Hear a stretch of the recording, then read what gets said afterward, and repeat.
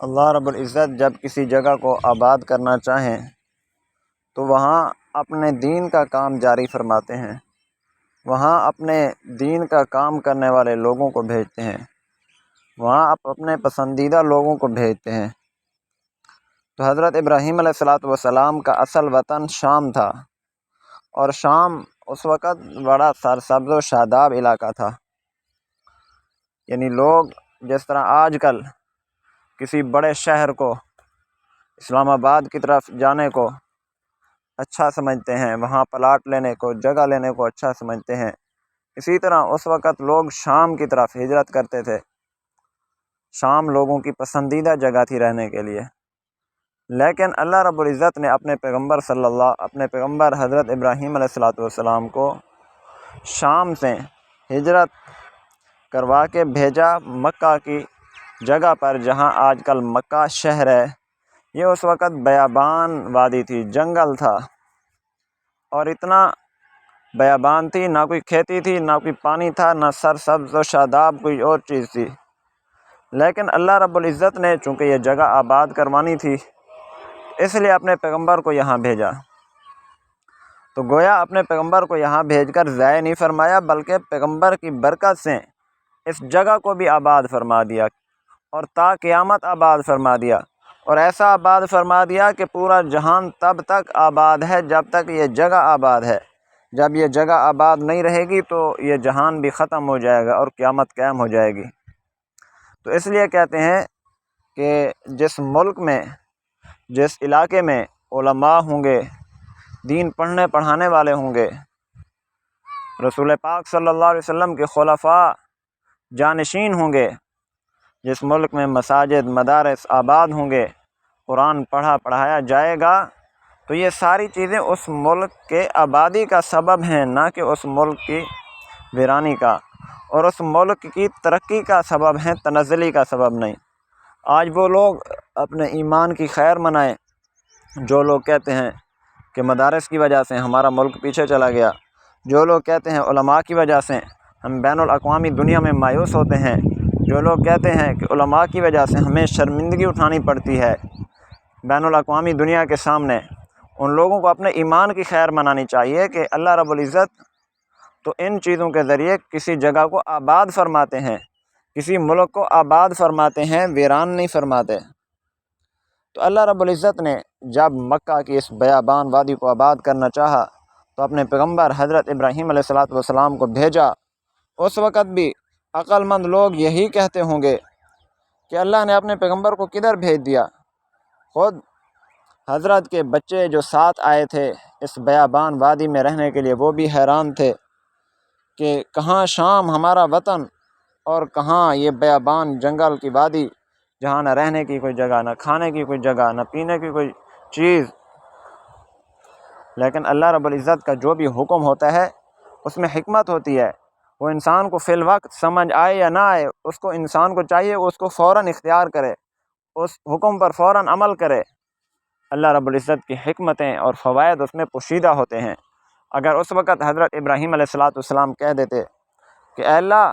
میں شام والی جگہ، شام والا ملک جہاں لوگ زیادہ ہیں، جہاں آبادی زیادہ ہے، جہاں سہولیات زیادہ ہیں، جہاں کام کرنے کی ضرورت زیادہ ہے، میں تو وہاں مجھے رہنا چاہیے، اور آپ نے مجھے اس بیابان وادی میں کیوں بھیجا؟ اگر اس وقت یہ عقل دوڑاتے تو اللہ تعالیٰ کا حکم کا نہ ماننے والوں میں ان کا شمار ہو جاتا، اور آج مکہ کی آبادی کا کام اللہ کسی اور سے لے لیتے۔ لیکن یہ پیغمبر کی صفت ہوتی ہے کہ پیغمبر اللہ کا حکم جب آ جائے، پیغمبر کو سمجھ آئے نہ آئے، پیغمبر اس پر عمل کر لیتا ہے۔ اور یہی پیغام ہے ہم امتیوں کے لیے کہ ہمیں بھی اللہ کا حکم جب ہو تو اس میں ظاہری طور پر نقصان ہوتا ہوا دکھائی دے، اس میں ظاہری طور پر فائدہ نظر نہ آئے، لیکن اللہ کا حکم ہم مان لیں تو اسی میں ہماری دنیا اور آخرت کی بقا ہے۔ تو اللہ رب العزت نے اپنے پیغمبر ابراہیم علیہ السلام سے فرمایا کہ آپ اپنے گھر والوں کو لے کر چلیے ادھر، پر اللہ تعالیٰ فرماتے ہیں کہ جب ہم نے ابراہیم علیہ السلام کو ٹھہرایا بیت اللہ کی جگہ، تو اس کا مطلب یہ ہے کہ بیت اللہ پہلے ہی موجود تھا۔ ابراہیم علیہ السلام جب شام سے ہجرت کر کے تشریف لائے تو آپ کے تشریف لانے سے پہلے ہی موجود تھا۔ دراصل بیت اللہ کی تعمیر اللہ رب العزت نے فرشتوں کے ذریعے کروا دی تھی، اور یہ حضرت آدم علیہ السلام جب تشریف لائے دنیا میں، یہ اس وقت تعمیر فرمائی یا اس سے بھی پہلے تعمیر فرما دی تھی حضرت آدم علیہ السلام؟ اور آپ کے بعد جو انبیاء ہے وہ باقاعدہ طواف کرتے تھے بیت اللہ کا، لیکن جب طوفان نوح آیا، نوح علیہ السلام کے دور کا طوفان آیا، تو اللہ رب العزت نے بیت اللہ کی وہ بنیادیں تو باقی رہنے دیں، لیکن بیت اللہ کی دیواریں اور چھت کو اللہ رب العزت نے اٹھا لیا، تاکہ یہ جو عذاب آیا ہے اس سے اللہ رب العزت اپنے گھر کو محفوظ کریں۔ تو جس طرح قرآن پاک جب قیامت والے دن زلزلہ ہوگا، قیامت قائم ہوگی، اللہ رب العزت قرآن پاک کو اٹھا لیں گے اس دنیا سے، تو اسی طرح کعبۃ اللہ کی دیواریں اللہ رب العزت نے اٹھا لی۔ لیکن جب طوفان نوح ختم ہوا، اب نئے سرے سے دنیا آباد ہونا شروع ہوئی، تو اللہ رب العزت نے حضرت ابراہیم علیہ السلام کے ذریعے اس جگہ کو بھی آباد فرمایا۔ تو اللہ رب العزت نے حکم دیا، اے ابراہیم اب اس میرے گھر کو دوبارہ نئے سرے سے آباد فرمائیے، اور خیال کرنا یہاں شرک نہ ہو۔ بیت اللہ میں شرک ہونے کا زیادہ احتمال تھا، اس لیے کہ بیت اللہ وہ جگہ ہے جہاں لوگ جا کر عبادت کرتے ہیں، جس کی طرف چہرہ کر کے لوگ عبادت کرتے ہیں۔ تو کہیں جو لوگ یہ نہ سمجھ لیں کہ ہم اسی بیت اللہ کی عبادت کر رہے ہیں تو یہ شرک ہو جائے گا۔ حقیقت یہ ہے کہ عبادت ہم اللہ کی کرتے ہیں، بیت اللہ کی طرف صرف منہ کرتے ہیں، لیکن بعض لوگ ایسے ہیں جن کی عقل محدود ہوتی ہے، وہ خود بیت اللہ کو معبود بنا لینا تھا انہوں نے، اس لیے اللہ رب العزت نے نصیحت فرمائی، ابراہیم علیہ السلام کے ذریعے خطاب ہمیں فرمایا کہ اے لوگو تم نے وہاں شرک نہیں کرنا، وَطَهِّرْ بَيْتِيَ لِلطَّائِفِينَ، اور اللہ نے اپنے پیغمبر کو حکم دیا کہ میرے گھر کو پاک صاف رکھیے، میرے گھر کی صفائی رکھیے۔ یہ حکم بھی بظاہر پیغمبر کو ہے، لیکن پیغمبر کے ساتھ ساتھ ہر امتی کو بھی یہ حکم ہے کہ اللہ کا گھر اس وقت بیت اللہ تھا، اب اللہ کا گھر مساجد ہیں، بیت اللہ بھی ہے، مساجد بھی ہیں، اس لیے ہر وہ شخص جو کتنا ہی بڑا اپنے آپ کو مالدار سمجھتا ہو، کتنا بڑا عہدے دار ہو، اس کو چاہیے کہ کوئی نہ کوئی وقت نکال کر اللہ کے گھر کی بنفس نفیس خود صفائی کرے، خود وہاں جا کر جھاڑو دے، خود وہاں جا کر صفیں بچھائے، خود وہاں جا کر وہاں پر صفائی کا اہتمام کرے۔ کہ جب اللہ کا اتنا بڑا پیغمبر ابراہیم علیہ السلام، جب اللہ اس کو حکم دے رہے ہیں کہ آپ میرے گھر کو پاکیزہ اور صاف رکھیے، تو ہم کہاں، ہم تو ایک عام امت ہی ہیں، تو ہمیں بھی چاہیے کہ کوئی نہ کوئی دن، کوئی نہ کوئی مہینہ، کوئی نہ کوئی ہفتہ ہم ایسا نکالیں کہ ہم اللہ کے گھر کے خادم بن جائیں، تاکہ اللہ کے گھر کی خدمت ہمارے نامہ اعمال میں آ جائے۔ تو اللہ رب العزت نے فرمایا، اے پیغمبر میرے گھر کو پاک صاف رکھیے، طواف کرنے والوں کے لیے اور قیام کرنے والوں کے لیے اور رکوع سجود کرنے والوں کے لیے۔ مراد یہ ہے کہ یہاں لوگ بہت سارے آئیں گے، یہاں آ کر رکوع سجود کریں گے، عبادت کریں گے، نمازیں پڑھیں گے، تو ان کو عبادت کے اندر کوئی خلل نہ ہو،